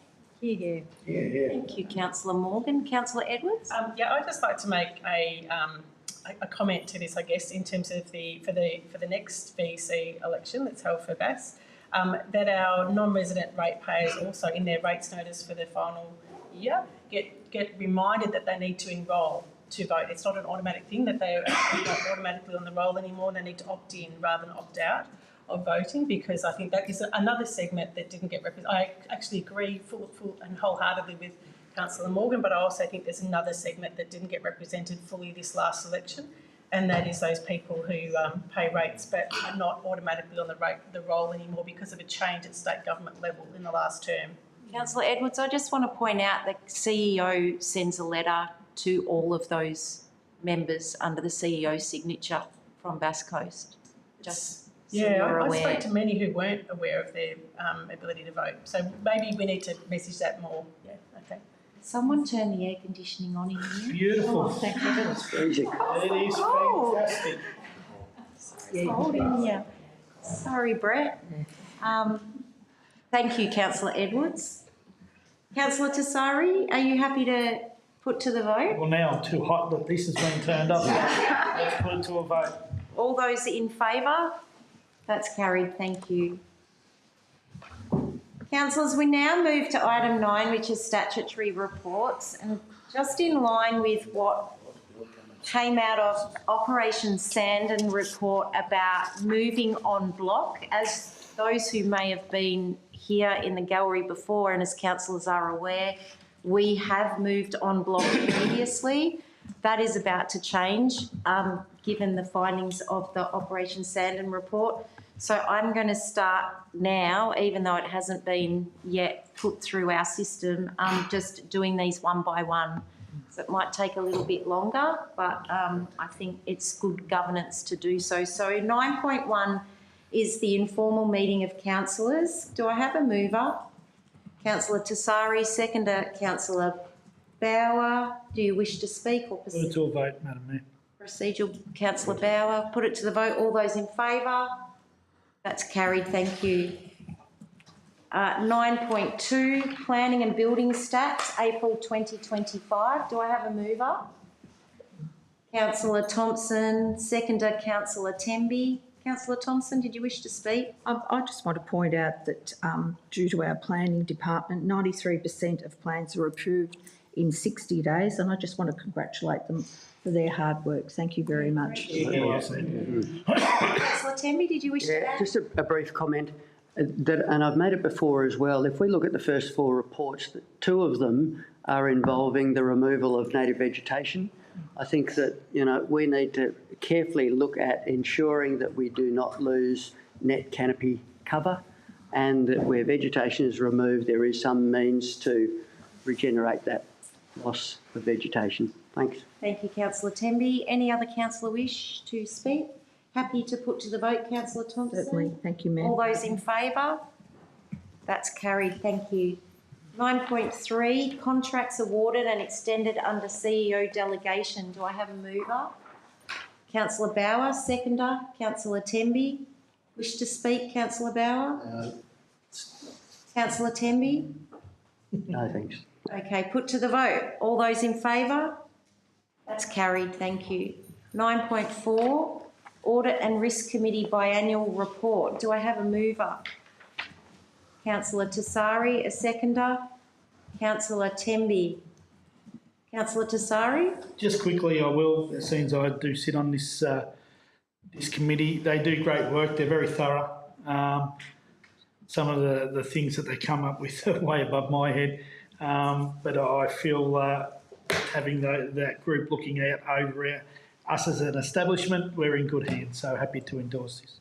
Thank you, Councillor Tassari. Councillor Temby? And to back up that comment, and that the independence of the chair is an important component of that, the confidence that we have in the outcomes that it comes up with. Thank you, Councillor Temby. I might just add that we've just renewed the chair's contract for another year as well. Is it a year or 2 years?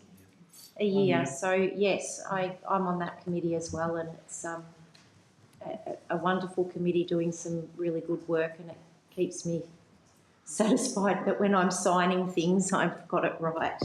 Councillor Thompson? I went to my first committee meeting just to oversee, because councillors are not involved in the running of it. But I'd have to say, and I agree with all the councillors, that it is run excellently. Thank you. Thank you, Councillor Thompson. Are you happy to put to the vote, Councillor Tassari? Put to a vote, Madam Mayor. All those in favour? That's carried. Thank you, councillors. 9.5, receipt of Audit and Risk Committee minutes, the 5th of March 2025. A mover, please. Councillor Bell. Seconder, Councillor Tassari. Procedural, Councillor Bell. Just Councillor Tassari. To the vote? To the vote. All those in favour? That's carried. Thank you. That brings us to item 10. Urgent business, of which we have none. The next council meeting will be held on the 16th of July 2025 at Burnaneet in Cowes, commencing at 1 p.m. So in saying that, I'd also like to let the gallery know that we have a little bit of a break between this meeting and the closed council meeting to share a cup of tea and a bicky and a chat with councillors if you wish. And then we'll be back in here for a closed council meeting. So with that, about 10 minutes, if you're interested in talking to the council, they'll be out there for a cuppa. Oh, we better wait for the... Camera off.